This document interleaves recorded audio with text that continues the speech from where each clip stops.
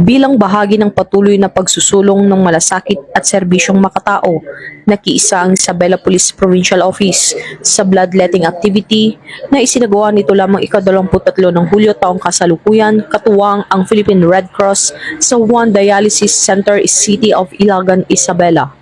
Sa aktibidad, voluntaryong nagbigay ng dugo ang mga kapulisan ng Isabela PPO upang makatulong sa mga pasyenteng nangangailangan at makapag-ambag sa pagpapalakas ng supply ng dugo para sa komunidad.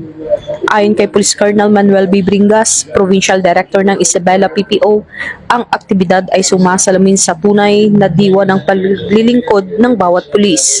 Ang pag-aalay ng dugo ay isang simpleng sakripisyo na maaaring makaligtas ng buhay.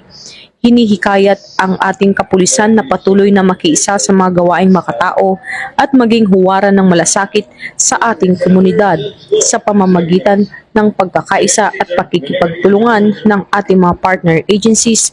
Mas mapapalawak natin ang serbisyong may puso para sa bawat mamamayan. Patuloy na nakikiisa ang Isabela PPO sa mga programang pangkomunidad na nagpapakita ng malasakit at pagpapahalaga sa buhay, kasabay ng pagpapanatili ng kapayapaan, kaayusan at kaligtasan ng bawat Isabelenyo. Ito po si Patrolwoman Maria Señora Jimenez Agbuya mula sa Isabela Police Provincial Office. Nag-uulat, bagong PNP para sa bagong Pilipinas, serbisyong mabilis, tapat at nararamdaman.